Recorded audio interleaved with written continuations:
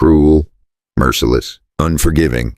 The man stepped closer, his shadow stretching over her like something that had already decided her fate. She tried to crawl away, dragging one leg through dry grass, her torn dress clinging to her skin where pain still burned. His boots crushed twigs behind her, slow, steady, like he had all the time in the world. She knew that pace, that kind of patience. It was the kind that came from men who believed nothing could stop them. Her fingers clawed at the dirt, her breath breaking into small, uneven pieces, her body already remembering what it had been forced to endure. When he reached out, just a few steps away, she flinched before he even touched her. Her voice came out cracked, barely holding together. Don't. It still hurts. Not from the fall, from before. The wind shifted slightly across the dry grass. Elias could smell it now. Blood. Faint. But there. And something else underneath it. Fear that had been there long before he arrived. She trembled, not from the wind, not from the heat, but from something deeper that no one could see. Elias Boone stopped right there. For a second, his hand trembled, the same hand that had held a rifle steady for years. He steadied himself and set the canteen on the ground between them, pushing it forward with 2 fingers. He said nothing, letting the silence speak. She didn't move, her eyes locked on him, wide and searching. The wind brushed her bare legs and she flinched hard. Elias noticed how she guarded her side, the stiffness in her wrist. These weren't just wounds from running. Somewhere in the distance, a horse snorted. Elias lifted his head slightly, listening. Then he heard it clearly. Hooves, more than one, coming from the north trail. Voices followed, low at first, then sharper, calling out. Angry, impatient. Elias had heard voices like that before. Men who didn't search. Men who hunted. There was a difference, and it usually ended the same way. Men looking for something or someone. He looked back at the girl. She heard it too. Her breath hitched, panic rising again, stronger this time. She tried to push herself up, but her leg gave out, and she fell back into the dirt with a small cry that she tried to swallow. She shook her head at him, desperate, pleading without trusting him enough to speak more. In her eyes was a simple truth. If those men found her, she would not survive in any way that mattered. Elias made his choice without another word. He stood, moved quickly to the side, and lifted a loose rock near a shallow dip in the ground where roots twisted under the surface. He motioned for her to crawl there, not touching her, just pointing, firm but not forceful. For a second, she hesitated, still unsure. Then the sound of the approaching riders came closer, louder, leaving her no time to doubt. She dragged herself into the hollow, biting her lip to keep from crying out as pain shot through her side. Elias pulled a few branches over the opening, just enough to break the shape, not enough to trap her. He stepped away, then walked out toward the trail, placing himself where he would be seen first. By the time the riders came into view, Elias Boone looked like nothing more than a man passing through the woods with his horse. He rested one hand near his belt, calm, still, his eyes already measuring every man that approached him. The riders slowed as they saw him. 3 men, dust-covered, hard faces. The kind that didn't ask questions unless they already knew the answer. One of them leaned forward in the saddle, eyes scanning the ground, then flicking back up to Elias. He asked if Elias had seen a girl pass through. Young, hurt, not far ahead. Elias didn't answer right away. He looked at the tracks behind them, then at the men themselves, then back toward the trees as if thinking it through. When he finally spoke, his voice was low, steady, carrying no fear and no hurry. He said he saw someone running, heading east, toward the open land where there was nowhere to hide. The men cursed under their breath. One of them turned his horse without another word. They rode off fast, chasing a trail that didn't exist. Elias waited until the sound of hooves faded into nothing. Only then did he turn back toward the trees. He crouched down by the hidden hollow and waited. He simply said that they were gone, at least for now. There was a long silence. Then she shifted, slowly, painfully, and pushed the branches aside just enough for her eyes to meet his again. The fear was still there. But something else had joined it now. Confusion. A question she didn't know how to ask. Elias saw it clearly, and for the first time, he realized this was not just a woman running from men. This was someone running from a life that had already broken her once. He glanced toward the trail, then back at her. If he walked away now, those men might circle back. If he stayed, he would be stepping into something that did not end clean. He had spent years avoiding exactly this kind of trouble. So why did he feel like walking away would be the worst choice? And more importantly, what had those men done to her that made a simple touch feel like another wound? He didn't leave. He had walked away from trouble his whole life. This time, he didn't. That kind of decision doesn't feel big when you make it. It feels quiet, almost small. But Elias had lived long enough to know those were the ones that followed a man the longest. A gunshot faded. A storm passed. Even hunger let go once a man had food again. But some choices stayed put. They sat with him at campfires and on cold mornings and in the long silence after a hard season. Elias Boone stood there a moment longer, listening to the empty trail, then turned back toward the hollow in the roots. He just sat down on a flat rock a few steps away and took a slow breath, like a man settling in for something that might take time. The branches shifted. Clara moved out inch by inch, every motion careful, like the ground itself might betray her. She didn't stand. She stayed low, one hand pressed against her side, the other gripping dirt like it could keep her from slipping back into whatever she had escaped. Her eyes never left him. Elias nodded once toward the canteen still sitting between them. "It's clean," he said. His voice was calm, low, not trying to convince, just stating a fact. She stared at it for a long second, then reached for it with a shaking hand. She took a sip, coughed, then drank again, longer this time. Elias watched the way her shoulders dropped just a little after that. Not safe, not even close, but less like she was about to break apart. "You got a name?" he asked. She hesitated, then quiet, almost like she hadn't used it in a while. "Clara?" He nodded. "Elias?" That was all. No questions about where she came from. No questions about who was chasing her. But the silence didn't last long. The pain did. Clara shifted, and her breath caught again. Her hand pressed harder into her side, and this time she couldn't hide it. Elias noticed. "Let me see," he said. "No," she said quickly, too quickly. Elias raised both hands a little, palms open. "All right," he said. "Your call." The wind moved through the trees again, soft, steady, like the world didn't care what had just happened here. Clara looked down at the ground, then back at him. "You lied to them," she said. Elias gave a small shrug. They didn't seem like the kind worth telling the truth to. That got the faintest reaction from her. Not a smile, but something less empty. A pause. Then she asked the question that had been sitting in her eyes since the beginning. "Why didn't you turn me in?" Elias didn't answer right away. He picked up a small stone, rolled it between his fingers, then let it drop. "Didn't look like you needed more trouble," he said. "Simple, too simple." Clara studied him, like she was trying to find the lie behind the word. She didn't find one, but that didn't mean she trusted him. Not yet. She pushed herself up a little, trying to stand. Her leg gave again. This time Elias moved, fast but controlled. He stepped in just enough to catch her before she hit the ground hard. His hand barely touched her arm. That was enough. She jerked away like she'd been burned. "Don't," she said again, breath shaking. Elias let go immediately, stepped back. "All right," he said.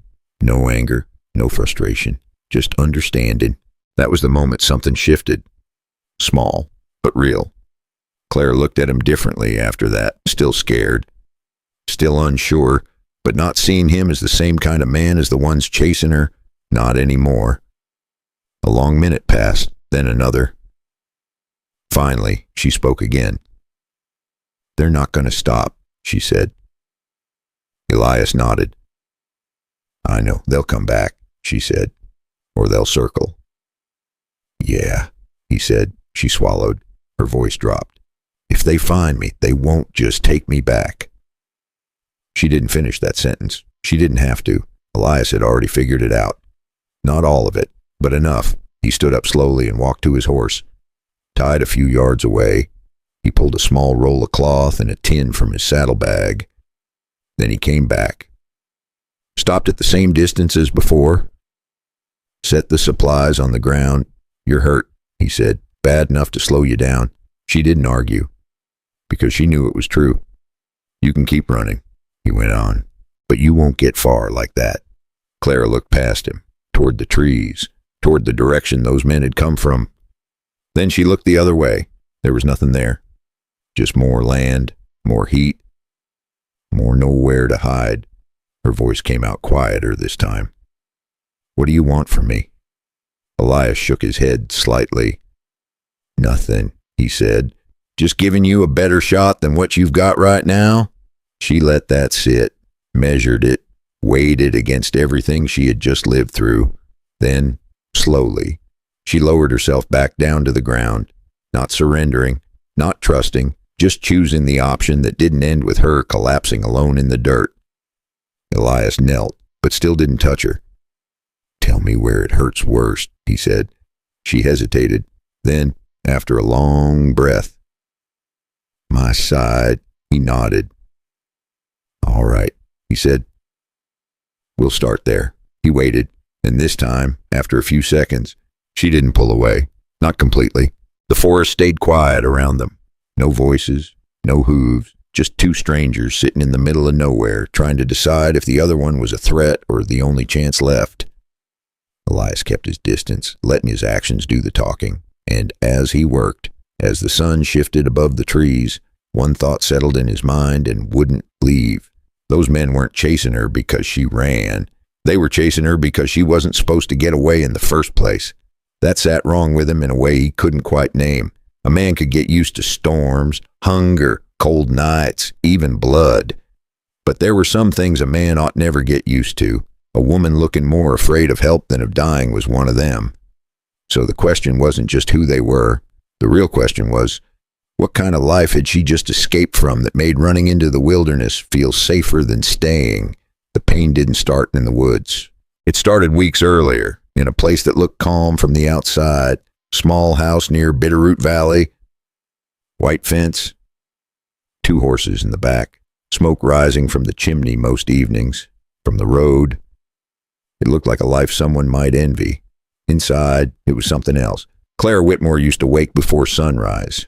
She'd light the stove, fetch water, keep her hands busy so her mind didn't wander too far. In the early days, she told herself things would settle, that her husband just had a temper, that it would pass. It didn't. Harlan Pike didn't shout all the time. That would have been easier to understand. He went quiet instead. The kind of quiet that made a room feel smaller. He decided when she spoke, decided when she left the house, decided who she could look at and for how long. Money was never in her hands. Letters stopped coming after the first month. When she asked about them, Harlan said nobody had written. Clara stopped asking. Martha Pike watched everything. Not loud, not cruel in words, just cold. If Clara made a mistake, even something small, Martha didn't correct her. She just looked at her like she already knew Clara would never be enough. Silas was worse in a different way. He laughed too easily, stood too close, always around when Harlan wasn't. Clara learned to stay quiet and out of reach. For a while, that kept things from getting worse. Then the money ran out. Harlan started coming home later, smelling like whiskey and dust, and his hands rougher, his patience shorter. One night, Clara heard voices in the next room. She wasn't trying to listen. But when your life depends on knowing what's coming next, you learn to hear things you weren't meant to. Harlan was talking to Silas and someone else, a man with a calm voice, steady, official. Sheriff Amos Cutter. Clara stood still in the dark hallway, her heart beating so loud she thought they'd hear it. She didn't catch every word, but she caught enough. Won't be trouble, Harlan said. Young, healthy. Virginia City, good money. Then a pause, then Cutter's voice. Make it clean. No noise. Clara didn't move, and she didn't breathe.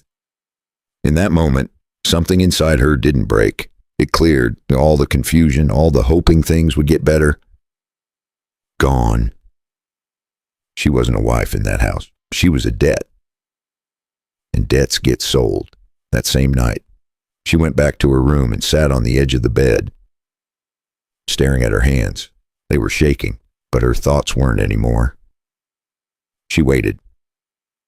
Hours passed. The house went quiet. When she was sure everyone was asleep, she stood up. No bag, no plan, just one chance. She moved slowly through the house, every step placed where she knew the floor wouldn't creak. She had learned that the hard way. In Harlan's room, the door was slightly open. She could hear him breathing. She didn't go in, but she reached just enough to grab a folded paper from the table near the door. She had seen him look at it too many times for it to mean nothing. Then she turned, made it to the back door. One more step. That's when the floor betrayed her.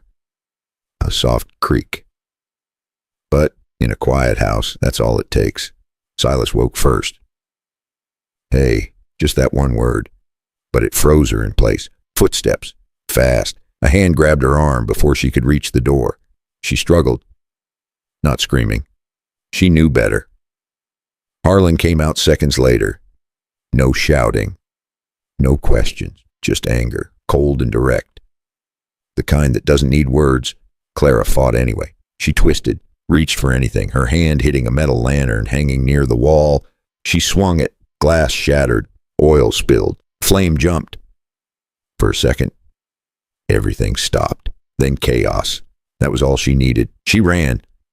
Not toward the road. Never the road. Into the dark. Into the trees. Into nowhere. She didn't stop that night. Didn't stop the next day. She followed water. That was the only thing she knew for sure. Twice she nearly collapsed in that stream, her body shaking from fever and thirst. Once she ate wild berries she wasn't even sure were safe, just to keep moving, stay near a stream, drink when you can, hide where the ground is soft and the sound carries. She didn't know much about surviving out there, but she knew enough not to die on the first day. Didn't stop even when her body told her to. Because she knew one thing for certain. If they caught her, she wouldn't be running again. Back in the present, sitting in the dirt beside a man she barely knew. Clara closed her eyes for a second, like she could still hear that door creak, like she could still feel that hand on her arm. Elias watched her quietly. He didn't ask. He didn't need to. Some things show themselves in the way someone breathes, in the way they flinch, in the way they look at the ground instead of at people. Elias looked out toward the trees again, thinking, measuring, then back at her. 'Cause one thing was clear now. Those men weren't just bringing her home. They were delivering her somewhere. And if that was true, then this wasn't over. Not even close. If this story still has you with me, stay a little longer. There's more to it than it first seems. And here's the part that should make you lean in a little closer. Because the paper Clara took that night, it wasn't just a note. It had a name on it, a place, and a date that hadn't come yet. The paper stayed in her hand. Clara hadn't let go of it since that night. Even now, sitting in the dry grass, her fingers tightened slightly, like she was afraid it might disappear if she relaxed for even a second. Elias noticed. "Let me see it," he said. She hesitated. That old instinct came back fast. Hide everything. Trust no one. But this time, it didn't hold as strong. Not after what he'd done. Not after he let her pull away. Not after he chose not to touch her when he easily could have. Slowly, she reached into the torn lining near her waist and pulled out a folded piece of paper. Worn, creased, smudged with dirt and sweat. She didn't hand it to him. She placed it on the ground between them. Elias leaned forward, careful, like everything he did around her. He picked it up and unfolded it. His eyes moved across the page once, then again. Slower this time.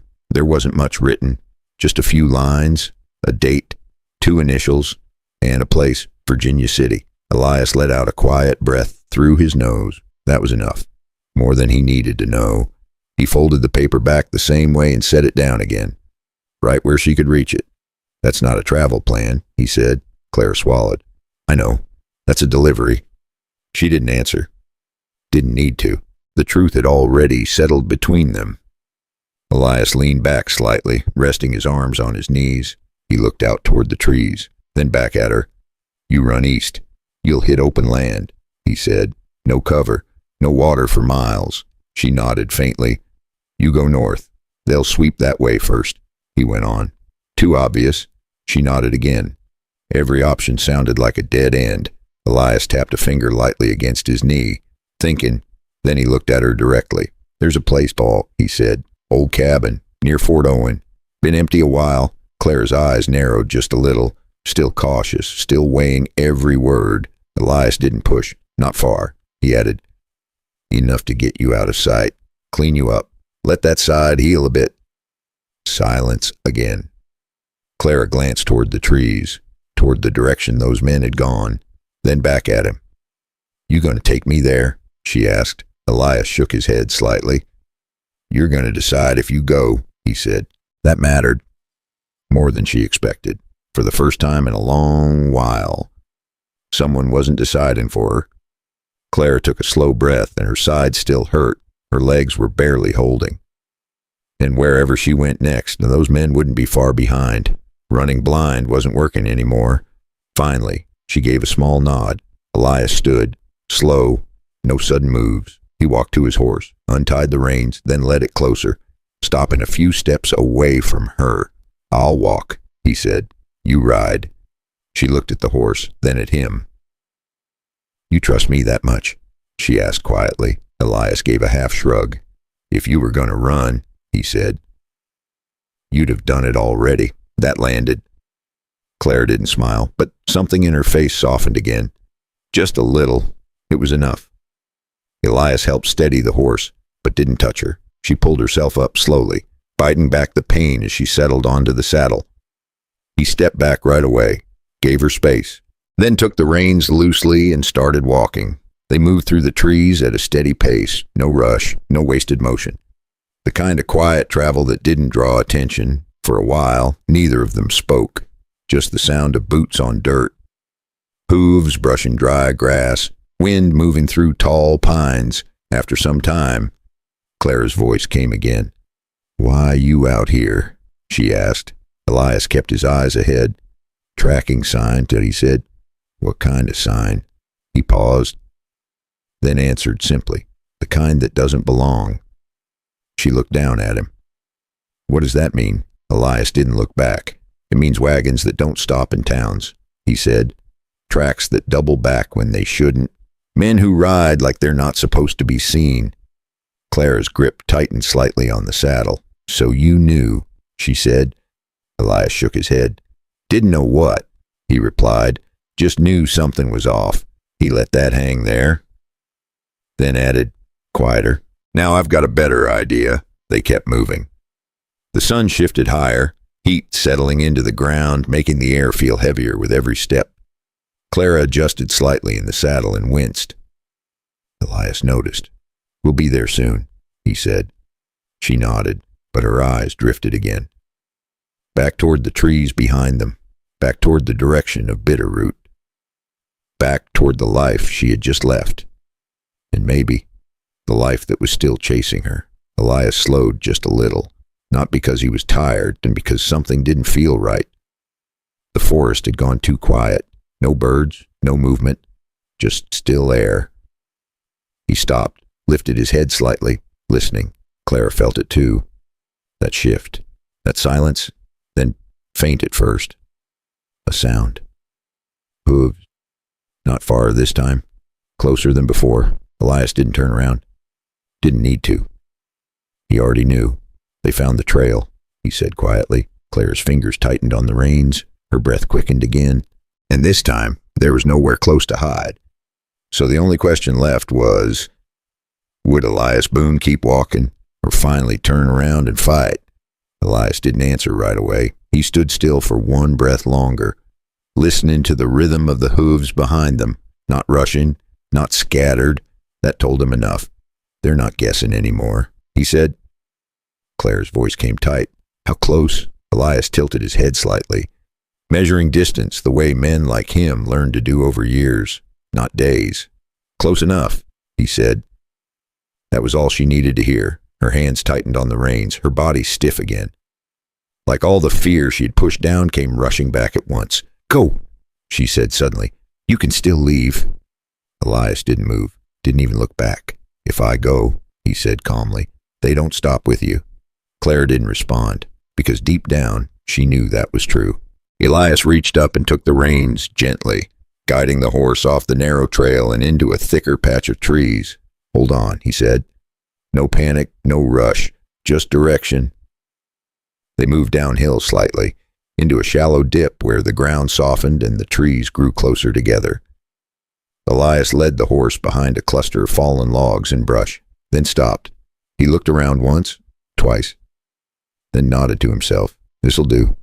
Claire swallowed. What now? Elias stepped closer, but still not too close. Now you stay quiet, he said, no matter what you hear. Her eyes searched his face. And you? He gave a small, almost tired look. I'll handle it. That didn't comfort her, not really. But it was something solid to hold on to. Elias took a step back, then another, positioning himself where the trail curved just enough that anyone coming through would see him first. He rested one hand near his belt, the other loose at his side. Calm. Like he'd done this before. Because he had. The sound of hooves grew louder. Branches snapped. Voices carried through the trees. Then they appeared. 3 riders again. Same men. Only this time they weren't searching. They knew. One of them leaned forward, eyes locking onto Elias. Well now, he said. You again. Elias didn't answer, didn't greet them, just stood there, still. The second rider scanned the ground, then the trees, then back at Elias. Trail ends here, he muttered. The first man smirked slightly. That's so. He nudged his horse forward a step. You hiding something, friend? Elias finally spoke. Just passing through. The man laughed once, short, dry. Ain't nobody just passing through out here. Silence stretched for a moment, tight. Then the third man spoke up. She's close, he said. Has to be. Clara heard every word, her breath shallow, her body pressed low behind the logs, every muscle locked. Elias didn't look back, didn't give her away. He shifted his weight slightly. You boys chasing trouble, he said. Might want to think on that. The first rider's smile faded. You don't get to tell us what to think. He reached down slightly, his hand brushing near his gun. That was enough. Everything after that happened fast. Too fast for words. The first shot cracked through the trees. The sound carried far, too far. Echoing through the valley, and the sound rolled through the trees and didn't die. It carried farther than it should have. Anyone within miles would know something had broken the quiet. Elias moved at the same moment. Not after, not reacting. Already moving. He stepped to the side, hand pulling his Colt free in one smooth motion. Another shot. Wood splintered behind him. He fired once, then again, controlled, measured. One rider dropped hard from the saddle, the others scattered, pulling back, cursing, trying to find cover where there wasn't much to hide. Clara flinched at every sound, but she stayed where he told her. Didn't run, didn't scream, just held on. The fight didn't last long, but it wasn't clean either. Too fast for a man to think. Just fast enough to live or die on what he already knew. One of the riders didn't fall. He pulled back hard, dragging his horse behind cover and firing blind into the trees before retreating. One more shot echoed. Then silence, heavy, thick. Elias stood still for a second, gun still in his hand, eyes scanning, making sure it was over. Then he lowered it slowly. The remaining riders had pulled back. They weren't gone for good. Men like that didn't leave empty-handed.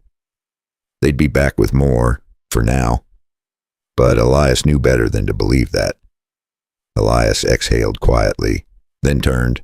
Claire was still there, exactly where he left her, her eyes wide, her chest rising and falling fast, but she hadn't run.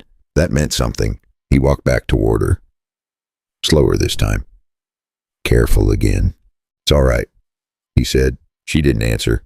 Not right away. She just looked at him, different now, Not just cautious, not just afraid, something else. Like she had just realized the man in front of her wasn't someone passing through her story. He was already in it. And not walking out anytime soon. Elias glanced back toward the trail. They'll regroup, he said. Bring more men next time. Clara's voice came quieter now. Then we don't have much time. Elias nodded once. No, he said. We don't. He looked down at her side again, at the way she was holding herself, at the pain she was trying to ignore, then back toward the direction of Fort Owen. Then further than that, toward something bigger than just running, toward something that needed to end, because now it was clear. This wasn't just about getting her away. This was about stopping whoever thought they could hunt people like this and never answer for it. Elias looked back at Clara, and for the first time, he made a decision he hadn't made in years. We're not running anymore, he said. Clara blinked. What do you mean? Elias met her eyes. We finish it. In the moment those words settled, one truth followed right behind them. If they were going to finish it, they would have to walk straight into the place she had been trying to escape. Elias didn't say anything more after that. He just started moving again, not back the way they came, not toward open land. He led the horse deeper into the trees, angling south, then west, cutting across ground that didn't hold tracks well. Dry patches, rocky soil, places where hooves left little behind. Clara didn't question it. She held on, her body still tense, but something inside her had changed. Before, she was running. Now, she was following. There's a difference. After a while, the trees opened just enough to let more light through. A worn path appeared. Faint, almost forgotten. Elias slowed. We're close, he said. Clara looked ahead. All she saw at first was more trees. Then the shape of it came into view. A cabin, old, weathered, leaning slightly to one side like it had been left behind by time itself. Elias walked up to the door and pushed it open. It creaked. But nothing inside moved. No dust disturbed. No signs of anyone living there recently. He stepped in first, checked corners, windows, back wall. Then nodded once. Clear. Clara slid down from the horse, slowly, biting back the pain again as her feet hit the ground. She stood there for a second, looking at the cabin. It wasn't much, but it had walls, and for the first time in days, it didn't feel like a trap. Elias tied the horse outside, then stepped back in. He set his gear down and moved with quiet purpose. No wasted motion, like a man who had done this kind of thing more times than he cared to count. Clara stayed near the doorway at first, not stepping all the way in, not stepping away either. Caught between two instincts, Elias noticed. You can take the bed, he said. Simple. No tone behind it. Just a fact. She looked at the bed, then back at him. And you? He shrugged lightly. Floor's fine. That settled it. Clara walked in, slow, careful. But she crossed the line. Elias grabbed a small tin and a clean strip of cloth from his bag. He set them on the table. You'll need that looked at proper, he said, nodding toward her side. She hesitated again. Elias didn't push.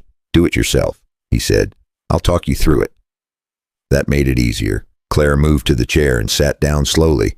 Her hands shook as she lifted the edge of her dress just enough to see the wound. Bruised, swollen, angry. Elias kept his voice steady. Clean first, he said. Then wrap, not too tight. I've wrapped worse cuts back on the farm, she said quietly. She followed. Slow, careful. Every movement costing her. But she didn't stop, didn't give up. And that told Elias more about her than anything she had said. When she finished, she leaned back slightly, letting out a breath she'd been holding. Elias gave a small nod. That'll hold, he said. For a moment, everything went quiet. Just the two of them in that cabin. No voices, no hooves. Just stillness. Clara looked around the room, then at him. You've done this before, she said. Elias didn't answer right away. He picked up a small piece of wood near the fireplace, turning it in his hand. Enough times, he said. She studied him, helping people. He shook his head slightly. Surviving, he said. That landed differently. Claire looked down at her hands, then back up. You said we're not running, she said. Elias nodded. Yeah. She swallowed. That means going back. Not back, he said. Forward. She let out a quiet breath. Feels the same. Elias almost smiled at that. He walked to the window and looked out. Sun still high, but not for long. They didn't have much time. He turned back. That paper, he said. Date on it. Claire reached for it. Unfolding it again, her eyes moved over the numbers. It's soon, she said. How soon? 2 days. Elias nodded slowly. That tightened everything. 2 days meant whoever was waiting in Virginia City wasn't going to wait long. If Claire didn't show up, someone would come looking again. Or worse, they'd just move on to the next girl. Claire looked at him. What happens if we don't go? Elias met her eyes. They keep doing it, he said. No anger, no speech, just truth. She held that for a second, then nodded, small, but certain. Elias saw it, that shift. She wasn't just trying to stay alive anymore, so she was choosing something harder. He walked back to the table and tapped the paper lightly. Virginia City, he said. That's where this ends. Claire's grip tightened slightly. That's where it starts, she said.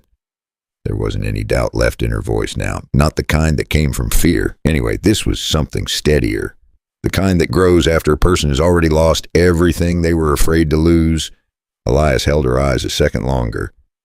Most people said things like that out of fear, or anger, or pain, but this sounded different. It sounded like someone who had been cornered long enough and had finally decided she would rather face the fire than keep living on her knees. Elias looked at her. Really looked this time, not just at the fear, not just at the pain, but at the strength sitting underneath all of it. He gave a small nod. Fair enough. He had seen fear before. This was different. This was resolve, and that could be harder to kill than fear ever was. Outside. The wind picked up slightly, brushing against the cabin walls, carrying dust, carrying heat, carrying something else too. Elias heard it first. A faint sound, distant but familiar. Not horses this time. Wheels, wood against dirt. A wagon. He went still, then stepped to the window again, eyes narrowing as he looked out through the trees. Claire saw his expression change. What is it? She asked. Elias didn't answer right away, but he kept watching, listening. Then he spoke, low. Careful. That's not a supply wagon. Claire felt it in her chest before she understood it in her head. A slow, sinking feeling. Elias turned back toward her. And for the first time since they met, there was something heavier in his voice. They're already moving, he said. And if that wagon was what he thought it was, then someone else was about to lose their chance to run. Elias didn't wait. The moment he heard the wagon, he was already moving. He stepped away from the window and grabbed his rifle, checking it with a quick glance, then slung it over his shoulder. No panic, no wasted motion. Claire stood up too fast and winced. That wagon, she said. You think it's them. Elias didn't soften it. I think it's worse, he said. That hit her differently. Worse meant this wasn't just about her anymore. He moved to the door and paused, looking back at her. You stay here, he said. Clara shook her head immediately. No. Elias frowned slightly. You're hurt. I can still move, she said, and I'm not staying behind while someone else gets taken. There was no fear in her voice this time, just something steady. Elias held her gaze for a second, then gave a small nod. All right, he said, but you do exactly what I say. She didn't argue, didn't need to. They stepped out into the heat. The sound of the wagon was clearer now. Wood creaking, wheels dragging over uneven ground, a slow, heavy pace. Elias led the way, moving through the trees at an angle, not heading straight toward the sound, but cutting across it. Clara followed as best she could, one hand pressed to her side, the other steadying herself on branches and trunks as they moved. After a few minutes, Elias raised his hand slightly. Stop. They crouched. From where they were, the trees thinned just enough to see the trail below. And there it was, a wagon, old, dust-covered, covered in canvas, 2 men on horseback beside it, one driving, one riding behind. Claire's chest tightened. Even from a distance, something felt wrong, too quiet, no talking, no laughter, just work. Elias studied it carefully. His eyes didn't go to the men first. They went to the wagon itself, the way it moved, the weight, the sound. Then he saw it, a slight shift under the canvas, not cargo, movement, small, controlled, like someone trying not to be heard. Claire saw it too. Her hand gripped his arm without thinking. "There's someone in there," she whispered. Elias nodded once. "Yeah." Claire's voice dropped even lower. "That was going to be me." Elias didn't answer, because there was nothing to say to that. The wagon rolled forward slowly. The men looked relaxed, confident, like this was just another job. Clara felt something rise in her chest. Not fear, not this time. Anger. Quiet, cold. "They're taking her," she said. Elias glanced at her. "You don't know that." Clara didn't look at him. "I do." He watched her for a second, then looked back at the wagon, measured distance, wind, timing, 3 men, 1 wagon, 1 chance. He made the call. "We don't hit them here," he said. "Too open." Clara frowned. "Then where?" Elias pointed slightly ahead. "Trail bends past those rocks," he said. "Narrows up, slows them down." She followed his gaze, saw it. A tight stretch where the path curved between 2 outcrops, less room to move, less room to run. Elias stood slowly. "Come on," he said. They moved again, faster this time. Clara pushed through the pain, keeping up as best she could. Her breathing got heavier, but she didn't stop, didn't complain, because now she had something stronger than fear driving her. They reached the bend just ahead of the wagon. Elias positioned himself behind a cluster of rocks. He checked his rifle again, then looked at Clara. "You stay back," he said. "Behind that tree," she nodded, but her eyes stayed on the trail. Elias saw it. "You see a chance," he added. "You take it, but don't rush." That was the closest thing to trust he'd given her, and she felt it. The wagon came into view. Closer now. Louder. The driver flicked the reins lazily. The man behind him scanned the trees, but not carefully enough. Not expecting trouble. That was their mistake. Elias waited. 1 breath. 2. Then he stepped out. "Hold it," he said. The wagon jerked to a stop. The men froze. For half a second, nobody moved. Then everything broke loose. The rider reached for his gun. Elias fired first. 1 shot. Clean. The man dropped. The driver scrambled, trying to jump down, fumbling for his weapon. Clara moved without thinking. She ran from behind the tree, grabbed a loose branch, and swung it hard into the driver's arm before he could aim. The gun fell. Elias closed the distance and ended it quickly. Silence fell just as fast as it had broken. Clara stood there, breathing hard, staring at the wagon, her hands shaking again. But not from fear. Elias stepped up beside her. Neither of them spoke for a moment. Then Clara moved. Slowly, carefully, she reached for the edge of the canvas. Her fingers paused for just a second. Then she pulled it back. Inside was a girl, younger than her, hands tied, eyes wide, still alive. For a second, Clara didn't move, because she knew that look. She had seen it in her own reflection not long ago, that same empty question. Is this the end, or just the beginning of something worse? Claire's breath caught. The girl looked at her like she wasn't sure if this was real. Clara reached in, her voice softer than it had been since the woods. "It's all right," she said. "You're safe now." The girl didn't answer, but she didn't pull away either. Elias looked down into the wagon, then out at the road ahead, then back at Clara. This wasn't just a one-time thing. This was a system, a route, a business. And now they had just stepped right into the middle of it. Elias exhaled slowly. then said the one thing that changed everything again. "This wagon," he said, "is going where you were supposed to go." Clara looked up at him, and in that moment, she understood. If they followed it, they wouldn't just be stopping one man. They'd be walking straight into the place where all of this began. The canvas fell back into place.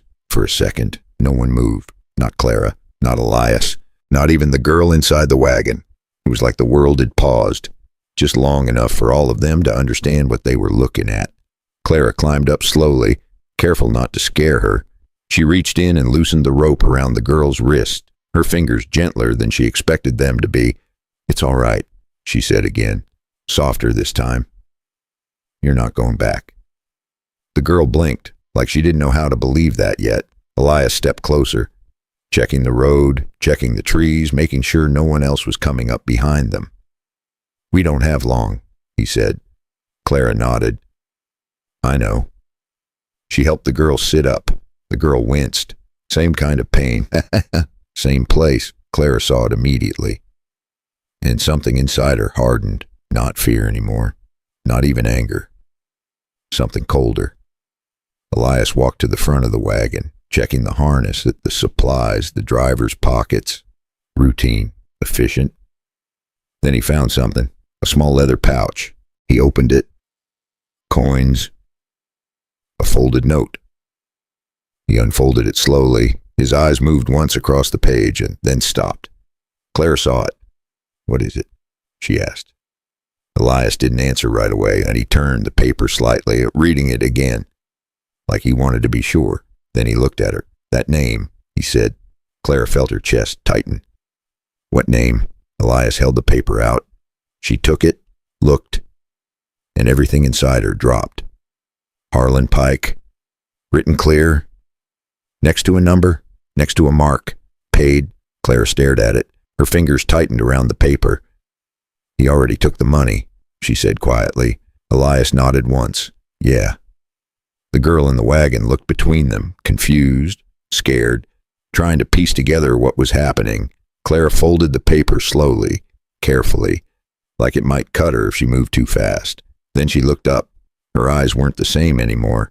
Not the girl from the wood, not the one who begged not to be touched. This one understood something worse. He wasn't just angry. She said, "He planned it." Elias didn't argue, because that was the truth. This wasn't a man losing control. This was a man making a deal.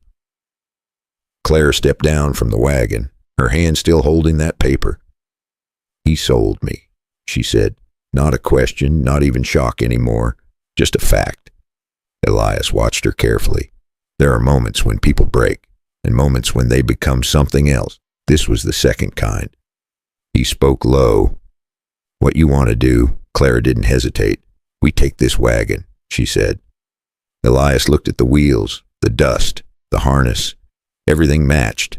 To the men waiting at the other end, this wagon wasn't a face, it was a delivery.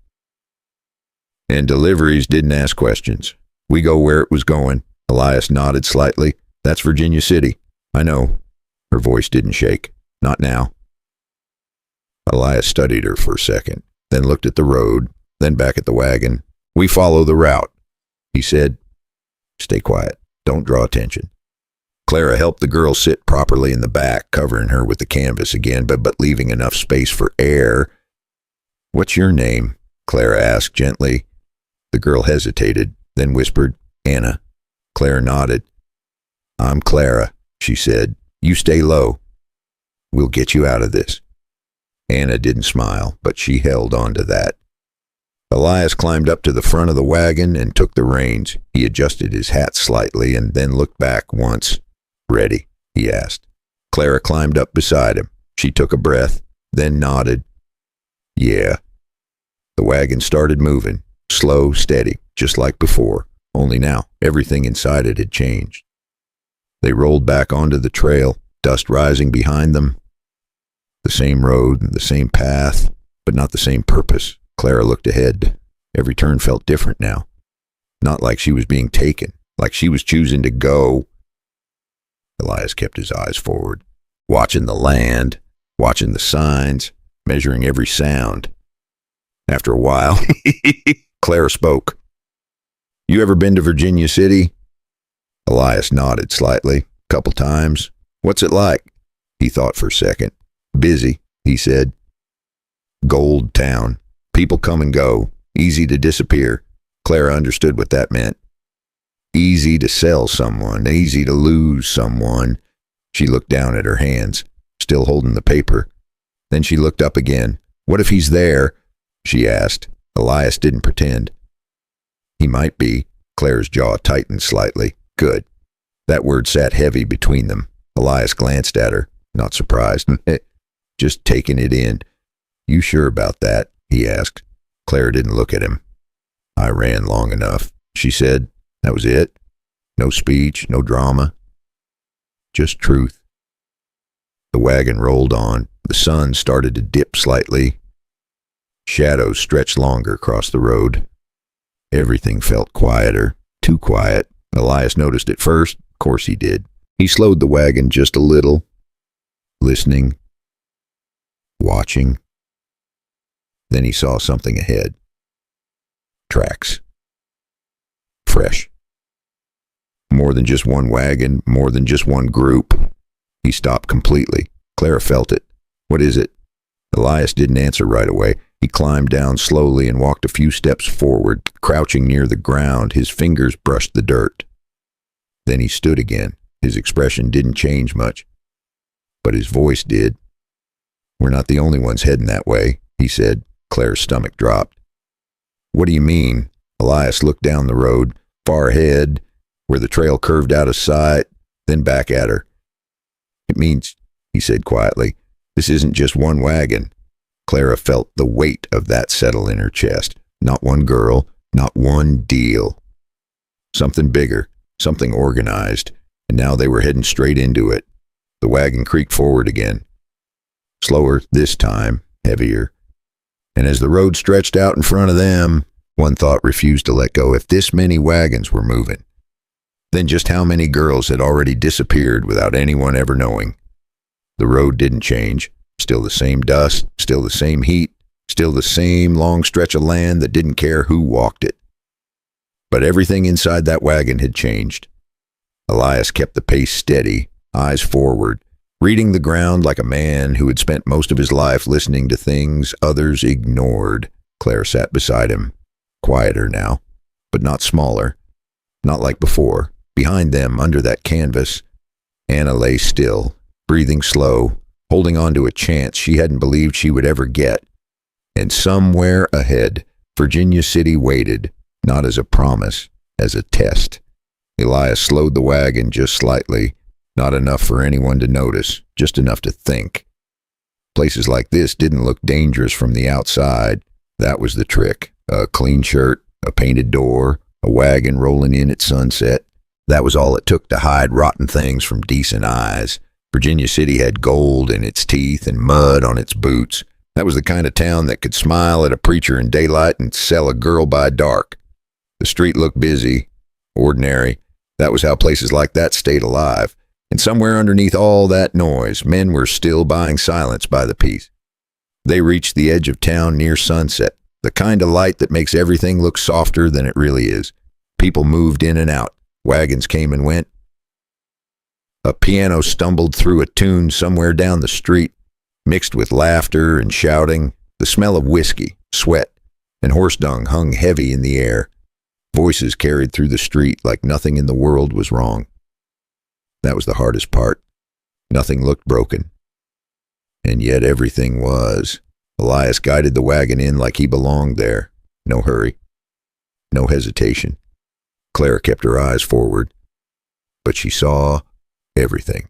Men laughing outside saloons, women walking with heads down, doors that opened and closed too quickly. This place didn't ask questions. It made problems disappear. And most folks walking those streets knew better than to look too close, because once you saw it clear, you couldn't pretend anymore. Elias stopped the wagon near a quiet side street. He didn't get down right away. Once we move, he said, we don't step back.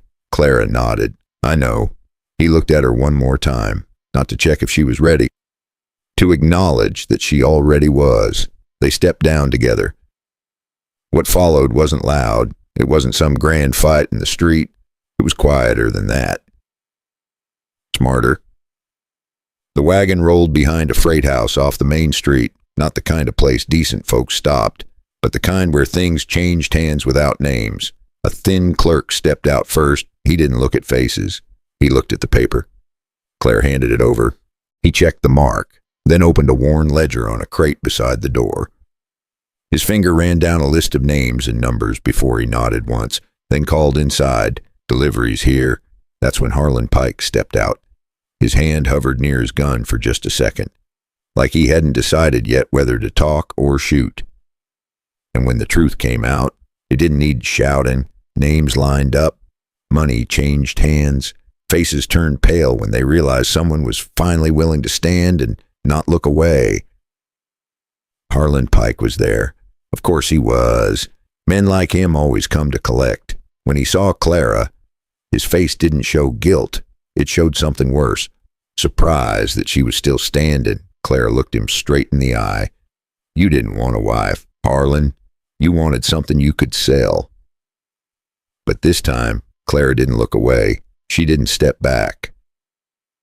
She didn't lower her eyes. She stood there and let him see exactly what he had tried to break. And that was enough. Not revenge, not anger. Something stronger. Truth. Sheriff Cutter couldn't hide behind his badge once the ledger, the payment mark, and Clara's voice all said the same thing, and Anna, pale but steady enough to speak, pointed toward the back room they had taken her through. He reached for control, but it was already gone. Too many eyes, too many voices, too much evidence, and men like him only look powerful when nobody speaks. When people start talking, they shrink fast. By the time it was over, the room didn't belong to them anymore. Outside, a gunshot cracked somewhere down the street. No one flinched. That was just Virginia City. And tomorrow, it would all start again for someone else. It belonged to the truth. And for the first time in a long time, that was enough. It didn't fix the town. Places like this didn't change. Virginia City would keep swallowing people like her if no one else stood up. But this road was closed, at least for now. And one man would never call cruelty by another name again. Later, when the noise settled and the dust of it all began to fall, Elias stood outside, leaning against the same wagon that had brought them there. Clara walked out a few minutes after. No chains, no fear in her step, just quiet, real quiet. They stood there for a moment without speaking. Then she looked out at the fading light. It's strange, she said. Running felt like the only way out. Elias nodded. Most people think that. She glanced at him, but it wasn't. No, he said, it wasn't. There was a pause. Then Clara said something that stayed. You didn't save me, she said. You just didn't walk away. Clara said it softly, but it landed hard, because men like Elias rarely thought of themselves as rescuers. They just made one decent choice when it counted, then another after that. Sometimes that was all a life needed to turn in a different direction. Elias let out a small breath. That's usually enough, he said. He didn't say it like a lesson, just something he had learned the hard way. Most men don't notice the moment that changes them, not when it happens, only years later, when they realize they didn't turn away, and by then, a man usually understood what really marked his life. Not the loud days, not the fights, just the quiet moment when he could have walked off and didn't. And maybe that's the part that matters most. It's rarely the strongest man that changes things. It's the one who chooses to stay when leaving would be easier. Clara didn't become strong because someone saved her. She became strong because she chose not to stay quiet. Elias wasn't a hero because he won a fight. He was a man who finally chose not to walk away.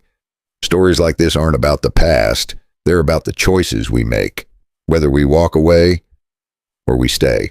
And once in a while, staying costs more than a man ever planned to pay. If this story stayed with you, like the video and subscribe.